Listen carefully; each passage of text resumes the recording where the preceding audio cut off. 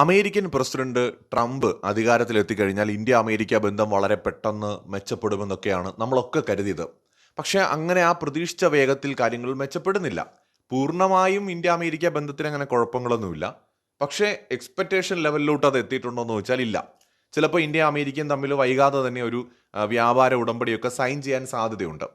പക്ഷേ ഇവിടെ നമ്മൾ എല്ലാവരും ചോദിക്കുന്ന ഒരു ചോദ്യമുണ്ട്. അല്ല, ഈ ട്രംപിന് എന്താണ് പറ്റിയത്? ഇങ്ങനെ അല്ലായിരുന്നല്ലോ ട്രംപ്.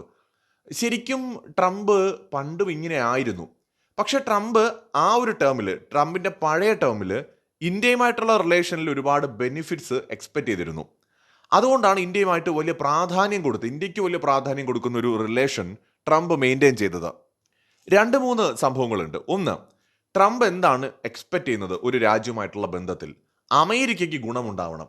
അതുകൊണ്ടാണ് ട്രംപ് ഈ ഗൾഫ് രാജ്യങ്ങൾക്ക് പ്രാധാന്യം കൊടുക്കുന്നത്. അവരുടെ കയ്യിൽ പൈസയുണ്ട്, അവർ അമേരിക്കയിൽ പോയി ഇൻവെസ്റ്റ് ചെയ്യും, അവർ അമേരിക്കയുമായിട്ട് ട്രേഡ് ചെയ്യും, അവർ അമേരിക്കയിൽ നിന്ന് ആയുധങ്ങൾ വാങ്ങും. ഇപ്പോൾ ഖത്തർ ആയിക്കോട്ടെ, UAE ആയിക്കോട്ടെ, സൗദി ആയിക്കോട്ടെ, ബില്യൺ കണക്കിന് അമേരിക്കൻ ഡോളർ ഇൻവെസ്റ്റ് ചെയ്യാൻ തയ്യാറാണ്. അത് ട്രില്യന് മുകളിലേക്ക് പോവുകയാണ്. അപ്പോൾ US ഇൻവെസ്റ്റ് ചെയ്യാൻ ഗൾഫ് രാജ്യങ്ങൾക്ക് താല്പര്യമുണ്ട്. ഇപ്പോൾ ഇന്ത്യയിൽ നിന്ന് ആര് പോയിട്ട് അമേരിക്കയിൽ ഇൻവെസ്റ്റ് ചെയ്യും? ഇന്ത്യയിൽ നിന്ന് സമ്പന്നരായിട്ടുള്ള ആൾക്കാർ US പോകുന്നുണ്ട്, ഇൻവെസ്റ്റ് ചെയ്യുന്നുണ്ട്, ഒക്കെ ശരിയാണ്. പക്ഷേ ട്രില്യൺ കണക്കിന് അല്ലെങ്കിൽ ബില്യൺ കണക്കിന് US പോയി ഇൻവെസ്റ്റ് ചെയ്യാൻ ഇന്ത്യയിൽ നിന്ന് ഒരിക്കലും ഈ പറഞ്ഞ പോലെ ആളെ കിട്ടാൻ പോകുന്നില്ല. അത് ഒന്നാമത്തെ കാര്യം. രണ്ട്, ഇന്ത്യ എന്ന് പറയുന്നത് ഒരു സമ്പന്ന രാജ്യമാണോ? അല്ല. ഇന്ത്യ ഒരു സമ്പന്ന രാജ്യമല്ല. ഇന്ത്യ ഒരു വികസ്വര രാജ്യമാണ്. $3000 GDP പെർ ക്യാപിറ്റ ഉള്ള ഒരു രാജ്യമാണ്. ലോകത്തെ 4ാമത്തെ സാമ്പത്തിക ശക്തിയാണ് നമ്മളെന്ന് പറയുമ്പോഴും നമ്മൾ ഒരിക്കലും ഒരു 15,000-ഓ 20,000-ഓ അല്ലെങ്കിൽ 50,000-ഓ GDP പെർ ക്യാപിറ്റ ഉള്ള ഒരു രാജ്യമല്ല. എന്നാൽ ഇന്ത്യയേക്കാൾ വളരെ ചെറുതാണ്, ഇന്ത്യയേക്കാൾ ദുർബലമാണ്, പൂർണ്ണമായും ഡിപ്പെൻഡഡ് ആയിട്ടുള്ള രാജ്യങ്ങളാണ് ഗൾഫ് രാജ്യങ്ങൾ. പക്ഷെ അവരുടെ കയ്യിൽ പൈസയുണ്ട്, എണ്ണയുണ്ട്. അപ്പോൾ അതുകൊണ്ട് തന്നെ ട്രംപ് അവരുമായിട്ടുള്ള ബന്ധത്തിന് വലിയ പ്രാധാന്യം കൊടുക്കും. അപ്പോൾ സ്വാഭാവികമായിട്ട് എല്ലാവരുടെയും മനസ്സിലുണ്ടാവുന്ന ഒരു ചോദ്യം, പാകിസ്ഥാനുമായിട്ട് എന്താണ് ട്രംപിന് ഇത്രയും വലിയ താല്പര്യം? അവിടെ നമ്മൾ മനസ്സിലാക്കേണ്ട മറ്റൊരു കാര്യമുണ്ട്. ഈ ട്രംപ് എന്ന് പറയുന്ന ആള് അമേരിക്കയ്ക്ക് എവിടെ ഗുണം കിട്ടുമോ അവിടെയാണ് ട്രംപ് കൈ കൊടുക്കുന്നത്.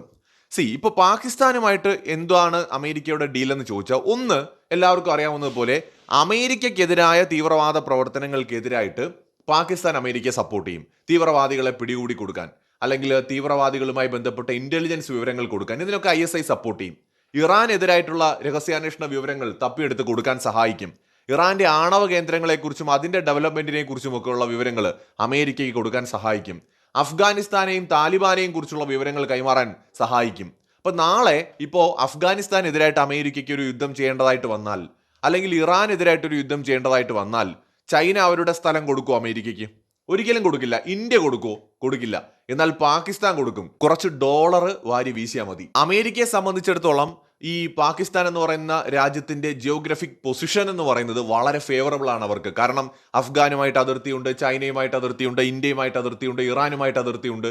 അപ്പൊ ഏഷ്യയിൽ അമേരിക്കയ്ക്ക് വളരെ താല്പര്യമുള്ള ഒരു ഏരിയയാണ് അതുകൊണ്ട് തന്നെ പാകിസ്ഥാൻ. മറ്റൊരു കാര്യം, ഇന്ത്യയിലുള്ളത് പോലത്തെ വലിയൊരു പ്രതിപക്ഷമോ ശക്തമായ ഭരണമോ ജനാധിപത്യമോ അവിടെ ഇല്ല. മിലിറ്ററി തീരുമാനിക്കുന്നതിന് അപ്പുറത്ത് വേറെ ഒന്നുമില്ല. അപ്പൊ മിലിറ്ററിയുമായിട്ട് നേരിട്ട് ഡീൽ ചെയ്താൽ മതി. അവിടെയാണ് ഷഹബാസ് ഷെരീഫിനെ കാണുന്നതിന് പകരം പാകിസ്ഥാന്റെ മിലിറ്ററി ഹെഡായിട്ടുള്ള അസീം മുനീറിനെ ഒക്കെ ട്രംപ് കാണുന്നത്. കാരണം തീരുമാനമെടുക്കുന്നത്, അന്തിമ തീരുമാനം അസീം മുനീറാണ്. അപ്പൊ ആ രീതിയിലാണ് ട്രംപ് ഡീൽ ചെയ്യുന്നത്. അപ്പൊ പാകിസ്ഥാനെ കൊണ്ട് അവർക്ക് ആവശ്യമുണ്ട്.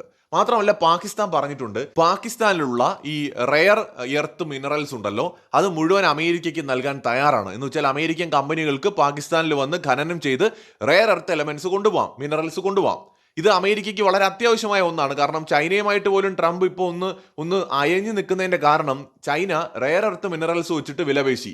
ഇതുണ്ടെങ്കിൽ മാത്രമേ പല ഇന്നത്തെ മോഡേൺ എക്യുപ്മെന്റ്സും ഉണ്ടാക്കാൻ പറ്റൂ, ആയുധങ്ങൾ ഉണ്ടാക്കാൻ പറ്റൂ. ഇത് വളരെ അത്യാവശ്യമാണ്. ഇത് പാകിസ്ഥാനിൽ നിക്ഷേപമുള്ളത് അമേരിക്കയ്ക്ക് ഖനനം ചെയ്തെടുക്കാം. യുക്രൈനുമായിട്ട് അമേരിക്ക ഉണ്ടാക്കിയ ഒരു ഉടമ്പടി എല്ലാവർക്കും ഓർമ്മയുണ്ടാവും. യുദ്ധത്തിന് ചിലവായ പൈസയ്ക്ക് പകരം യുക്രൈനിലെ പ്രകൃതി നിക്ഷേപങ്ങളാണ് ട്രംപ് ആവശ്യപ്പെട്ടത്. ഇതെന്നാൽ അമേരിക്ക പാകിസ്ഥാനോട് ആവശ്യപ്പെടാതെ അങ്ങോട്ട് തരാമെന്ന് പാകിസ്ഥാൻ പറഞ്ഞു. കാരണം അവർക്ക് വേണ്ടത് US ഒരു റിലേഷനാണ്, പൈസയാണ്. ഇത് അമേരിക്കയുമായിട്ടുള്ള ബന്ധത്തിലൂടെ കിട്ടുമെന്ന് അവർക്കറിയാം. അതുകൊണ്ട് അവർ അങ്ങോട്ട് ഓഫർ ചെയ്തു. മറ്റൊന്ന്, ഞാൻ പല വീഡിയോകളിലും പറഞ്ഞതുപോലെ ഈ ക്രിപ്റ്റോ കറൻസി ഖനനം ചെയ്യുന്നതിനായിട്ടുള്ള ഫെസിലിറ്റീസ് ഉൾപ്പെടെ ഒരുക്കി കൊടുക്കുന്നതും ട്രംപിന്റെ മകന്റെ കമ്പനിയിൽ ഇൻവെസ്റ്റ്മെന്റ്സ് നടത്തുന്നത് ഉൾപ്പെടെയുള്ള കാര്യങ്ങൾ ഇതിനകത്തുണ്ട്. അപ്പൊ ഇത്തരത്തിൽ പാകിസ്ഥാൻ ആക്ച്വലി ചെയ്യുന്നത് അവരുടെ രാജ്യത്തിനെ കുട്ടിച്ചോറാക്കുന്ന പ്രവൃത്തിയാണ്. അവർക്കൊരിക്കലും ഇതുകൊണ്ട് ഗുണമൊന്നും ഉണ്ടാകാൻ പോകുന്നില്ല. പക്ഷെ തൽക്കാലം ഈ പറഞ്ഞ അമേരിക്കയുടെ പ്രീതി പിടിച്ചു പറ്റാൻ വേണ്ടി രാജ്യത്തിനെ നശിപ്പിക്കുകയാണ് അവർ സത്യത്തിൽ. എന്തായാലും അമേരിക്കയ്ക്ക് ഇത് ഗുണമാണ്. അപ്പോൾ പാകിസ്ഥാനുമായിട്ടുള്ള ഡീല് നോക്കുമ്പോൾ അമേരിക്കയ്ക്ക് ഗുണമാണ്. പാകിസ്ഥാൻ എന്ന് പറയുന്ന രാജ്യം എല്ലാ റെസ്ട്രിക്ഷൻസും വേണമെങ്കിൽ എടുത്തു മാറ്റും. അമേരിക്കൻ കമ്പനികൾക്ക് ഇഷ്ടം പോലെ പാകിസ്ഥാന്റെ വിപണിയിലേക്ക് അവരുടെ പ്രോഡക്റ്റുകൾ കൊണ്ടുവരാം. എന്നാൽ ഇന്ത്യയുമായിട്ടുള്ള ബന്ധത്തിൽ ഇങ്ങനെയുള്ള ഒരു ഗുണവും ട്രംപിന് കിട്ടാൻ പോകുന്നില്ല. ഇന്ത്യ പറയോ ഇന്ത്യയിലുള്ള റയർ എർത്ത് മിനറൽസ് എല്ലാം നിങ്ങൾ ഖനനം ചെയ്തെടുത്തോളൂ എന്ന് ഇന്ത്യ പറയോ? ഒരിക്കലും പറയില്ല. കാരണം ഇന്ത്യക്ക് ആവശ്യമുണ്ട്. ഇന്ത്യ പറയോ അമേരിക്കയോട് നിങ്ങളുടെ കമ്പനികൾ മുഴുവൻ ധൈര്യമായിട്ട് ഇവിടേക്ക് വന്നോളൂ, മുഴുവൻ നികുതിയും എടുത്തു മാറ്റി തരാം, അമേരിക്കൻ പ്രോഡക്റ്റുകൾക്ക് ഇഷ്ടം പോലെ ഇന്ത്യ വിപണിയിലേക്ക് കയറി വരാമെന്ന് ഇന്ത്യ പറയോ? ഒരിക്കലും പറയില്ല. ട്രംപിന് ഏറ്റവും ഇന്ത്യയുടെ കാര്യത്തിൽ ഇഷ്ടപ്പെടാത്തത് ഇന്ത്യയുടെ താരിഫാണ്. അമേരിക്കയും ട്രംപും ഏറ്റവും സ്വപ്നത്തോടെ അല്ലെങ്കിൽ മോഹത്തോടെ നോക്കിയത് ഇന്ത്യൻ വിപണിയാണ്. 150 കോടിയോളം മനുഷ്യർ ജീവിക്കുന്ന ഒരു രാജ്യത്തിന്റെ വിപണി. ആ വിപണിയിലേക്ക് അമേരിക്കൻ കമ്പനികൾ ആഗ്രഹിക്കുന്ന വിധത്തിൽ വരാൻ പറ്റുന്നില്ല. ഇന്ത്യ ഗവൺമെന്റ് അവരെ തടഞ്ഞു നിർത്തിയിരിക്കുകയാണ്. അപ്പൊ ഇത് ട്രംപിന് തീരെ ഇഷ്ടപ്പെടുന്നില്ല. അപ്പോൾ ഇന്ത്യയുമായിട്ട് ആകെ അവർ പ്രതീക്ഷിക്കുന്ന ഒരു നേട്ടം ഇന്ത്യൻ വിപണിയിലേക്ക് വരാം എന്നുള്ളതാണ്. അവിടെ തന്നെ ഇന്ത്യ ഒരുപാട് ബാരിയറുകൾ വെക്കുമ്പോൾ അത് സ്വാഭാവികമായിട്ട് ട്രംപിന് ഇന്ത്യയുമായിട്ടുള്ള ബന്ധം മെച്ചപ്പെടുത്തുന്നതിന്റെ ഒരു തടസ്സമായിട്ട് നിൽക്കുകയാണ്. ഇറാനെതിരെയോ അഫ്ഗാനിസ്ഥാനെതിരെയോ അമേരിക്ക യുദ്ധം ചെയ്യുകയാണെങ്കിൽ ഇന്ത്യയുടെ എയർബേസുകളോ ഇന്ത്യയുടെ മിലിറ്ററി ഫെസിലിറ്റീസോ എന്തിന് നമ്മുടെ രാജ്യത്തിനകത്തോ അമേരിക്കയ്ക്ക് വരാനോ അവരുടെ എയർക്രാഫ്റ്റുകൾക്ക് ഇറങ്ങാനുള്ള അനുമതിയൊന്നും ഇന്ത്യ കൊടുക്കാൻ പോകുന്നില്ല. എന്നാൽ പാകിസ്ഥാൻ കൊടുക്കും. അവരുടെ എയർബേസ് ഓൾറെഡി 1-2 എണ്ണം കൺട്രോൾ ചെയ്യുന്നത് കംപ്ലീറ്റ് ആയിട്ട് US ആണ്. സോ പാകിസ്ഥാനെ കൊണ്ട് അങ്ങനെ ഒരു ഗുണമുണ്ട്. എന്നാൽ ഇന്ത്യയുടെ ഭാഗത്തു നിന്ന് അങ്ങനെ ഒരു സപ്പോർട്ടും അമേരിക്കയ്ക്ക് കിട്ടാൻ പോകുന്നില്ല. ഇനി ഇന്ത്യ ഏകപക്ഷീയമായിട്ട് അമേരിക്കയുടെ കൂടെ നിൽക്കുമോ? അതായത് കട്ടയ്ക്ക് കൂടെ നിൽക്കുന്ന ഒരു കമ്പനിയായിട്ട് അതുമില്ല. ട്രംപിന്റെ കാഴ്ചപ്പാടിൽ ഇന്ത്യ നിഷ്പക്ഷമാണ്. ഇന്ത്യ റഷ്യയുമായിട്ടും ഇന്ത്യ ചൈനയുമായിട്ടും ഇന്ത്യ അമേരിക്കയുമായിട്ടും ലോകത്തെ എല്ലാ രാജ്യങ്ങളുമായിട്ടും ഒരു മീഡിയം റേഞ്ചിലെ ഹെൽത്തി ആയിട്ടുള്ള ഒരു റിലേഷൻ മെയിൻറ്റെയിൻ ചെയ്യുന്നുണ്ട്. ഒരു ചേരിയുടെയും ഭാഗമല്ല. പണ്ട് ചേരി ചേരാ നയമായിരുന്നു നമ്മുടെ പോളിസി എങ്കിൽ ഇന്ന് നമ്മൾ എല്ലാ ചേരികളോടും ഒപ്പം എന്നുള്ള ഒരു നയമാണ് ഫോളോ ചെയ്യുന്നത്. ഇത് പക്ഷെ അമേരിക്കയ്ക്ക് തീരെ താല്പര്യമുള്ള കാര്യമല്ല. ഇപ്പൊ ഇന്ത്യ പറയാണ് ഞങ്ങൾ റഷ്യയുമായിട്ടുള്ള ആയുധ കച്ചവടം പൂർണ്ണമായിട്ട് അവസാനിപ്പിക്കുകയാണ്. ഇനി റഷ്യയിൽ നിന്ന് നമ്മൾ ആയുധമൊന്നും വാങ്ങുന്നില്ല. പകരം ഞങ്ങൾ അമേരിക്കയുടെ കൂടെ നിൽക്കുകയാണ്. നിങ്ങളുടെ ആയുധങ്ങൾ മാത്രം മതി എന്ന് പറഞ്ഞാൽ വേണമെങ്കിൽ അമേരിക്കൻ പ്രസിഡന്റ് F-35 കൊണ്ടുവന്ന് ഇവിടെ തരും കയ്യിൽ. അതാണ് അവർക്ക് വേണ്ടത്. ഇന്ത്യ റഷ്യയുമായിട്ട് മുഴുവൻ നമ്മുടെ ഡിഫൻസ് സഹകരണങ്ങളും അവസാനിപ്പിച്ച് അമേരിക്കയുമായിട്ട് സഹകരിക്കണമെന്നാണ് അവർ ആഗ്രഹിക്കുന്നത്. ഇന്ത്യ അതിന് കിട്ടില്ല. അപ്പൊ ട്രംപ് നോക്കുമ്പോൾ ഇന്ത്യയുടെ വിപണി പൂർണ്ണമായിട്ട് തുറന്ന് കിട്ടുന്നില്ല. ഇന്ത്യയുമായിട്ട് മിലിറ്ററി കരാറുകൾ ഉണ്ടാക്കാൻ പറ്റുന്നില്ല. ഇപ്പൊ ക്വാഡ് തന്നെ ചൈനയ്ക്കും റഷ്യയ്ക്കും എതിരായ ഒരു സൈനിക സഖ്യമെന്ന നിലയ്ക്കാണ് അമേരിക്ക ആഗ്രഹിക്കുന്നത്. ഇന്ത്യ ആണെങ്കിൽ അതിനോട് സഹകരിക്കുന്നില്ല. അതേ സമയത്ത് തന്നെ ഇനി ഇന്ത്യയുടെ വിപണിയില്ല. ക്വാഡിലൂടെ ഒരു സൈനിക സഖ്യം ഉണ്ടാക്കാൻ പറ്റുന്നില്ല. അതുപോലെ തന്നെ ഒരു ഏഷ്യൻ നാറ്റോ ഉണ്ടാക്കാനായിട്ട് അമേരിക്ക ആഗ്രഹിക്കുന്നുണ്ടായിരുന്നു. അതിന് ഇന്ത്യ തയ്യാറാവുന്നില്ല. ഇനി അന്താരാഷ്ട്ര വിഷയങ്ങൾ ഉണ്ടാവുമ്പോൾ ഇന്ത്യ അമേരിക്കയ്ക്കൊപ്പം ഏകപക്ഷീയമായി കട്ടയ്ക്ക് കൂടെ നിൽക്കുന്നുണ്ടോ എന്ന് ചോദിച്ചാൽ ഇല്ല. ഇന്ത്യ നിഷ്പക്ഷമായിട്ടാണ് നിൽക്കുന്നത്. റഷ്യയുടെ പ്രവർത്തികളെ അപലപിക്കാറില്ല. ഈവൻ ചൈന അമേരിക്ക വിഷയത്തിൽ പോലും ഇന്ത്യ നിഷ്പക്ഷമായിട്ടാണ് നിൽക്കുന്നത്. അപ്പോൾ അമേരിക്കയുടെ കണ്ണിൽ അല്ലെങ്കിൽ ഇപ്പോൾ ട്രംപിന്റെ കണ്ണിൽ ഇന്ത്യ എന്ന് പറയുന്നത് സ്വതന്ത്രമായി നിൽക്കുന്ന ഒരു രാജ്യമാണ്. പരമ്പരാഗതമായിട്ടുള്ള ഒരു US-ന്റെ സഖ്യരാഷ്ട്രമല്ല. അമേരിക്കയ്ക്കൊപ്പം എല്ലാ കാര്യത്തിനും നിൽക്കുന്ന രാജ്യമല്ല. ഇന്ത്യയുടെ വിപണിയും അവർക്ക് പൂർണ്ണമായി കിട്ടുന്നില്ല. അപ്പം മ്യൂച്വൽ റെസ്പെക്റ്റോടു കൂടി മ്യൂച്വൽ ബെനിഫിറ്റോടു കൂടിയൊക്കെ മാത്രമേ ഇന്ത്യയുമായിട്ട് ഡീൽ ചെയ്യാൻ ട്രംപിന് പറ്റുന്നുള്ളൂ. ഇത് ട്രംപിന് തീരെ അങ്ങോട്ട് ഇഷ്ടപ്പെടുന്നില്ല. കാരണം US എപ്പോഴും മറ്റുള്ള രാജ്യങ്ങളുമായിട്ടുള്ള ബന്ധങ്ങളിൽ ഡോമിനേറ്റ് ചെയ്ത് നിൽക്കാനാണ് ആഗ്രഹിക്കുന്നത്. ഇന്ത്യ അതിന് അവർക്ക് കിട്ടുന്നില്ല എന്നുള്ളത് ഇന്ത്യയോട് ട്രംപിന് നീരസം തോന്നാനുള്ള പ്രധാന കാരണങ്ങളിലൊന്നാണ്. അതേസമയത്ത് പാകിസ്ഥാനും അമേരിക്കയും തമ്മിലുള്ള ബന്ധത്തിൽ കൂടുതൽ ബെനിഫിറ്റ്സ് അമേരിക്കയ്ക്കുണ്ട്. കാരണം വിപണി ഒരു പ്രശ്നമല്ല. അവരുടെ എയർഫീൽഡുകൾ അവർക്ക് കിട്ടും, എയർബേസുകൾ കിട്ടും. എന്ത് പറഞ്ഞാലും ചെയ്യാൻ തയ്യാറായിട്ട് നിൽക്കുന്ന ഒരു രാജ്യമാണ് പാകിസ്ഥാൻ. പാകിസ്ഥാൻ സൈന്യവും ISIയും അമേരിക്ക എന്ത് പറഞ്ഞാലും ചെയ്യാൻ തയ്യാറാണ്. ഇതാണ് വ്യത്യാസം എന്ന് പറയുന്നത്. ട്രംപിനെ സംബന്ധിച്ചിടത്തോളം ട്രംപ് ഐഡിയോളജിയോ അല്ലെങ്കിൽ ട്രംപിൻ്റെതായ കുറെ ആദർശങ്ങളോ ഒന്നും അല്ല നോക്കുന്നത്. ഇപ്പോൾ ഡെമോക്രാറ്റുകൾ ഭരിക്കുമ്പോൾ നമുക്കറിയാം ജനാധിപത്യം പ്രധാനമാണ്. അതുകൊണ്ടാണ് അവർ മറ്റു രാജ്യങ്ങളുടെ പൊളിറ്റിക്സിനകത്ത് ഇടപെടാൻ ശ്രമിക്കുന്നത്. ഈവൻ ബൈഡൻ അഡ്മിനിസ്ട്രേഷൻ ഇന്ത്യയുടെ തെരഞ്ഞെടുപ്പിനെ അട്ടിമറിക്കാൻ ചില ഇടപെടലൊക്കെ നടത്തി എന്നുള്ള ആരോപണമൊക്കെ നിൽക്കുന്നുണ്ട്. പക്ഷെ ട്രംപിന് അതിനൊന്നും താല്പര്യമില്ല. ഇന്ത്യ ആര് ഭരിച്ചാലും ട്രംപിനൊരു വിഷയമൊന്നുമല്ല.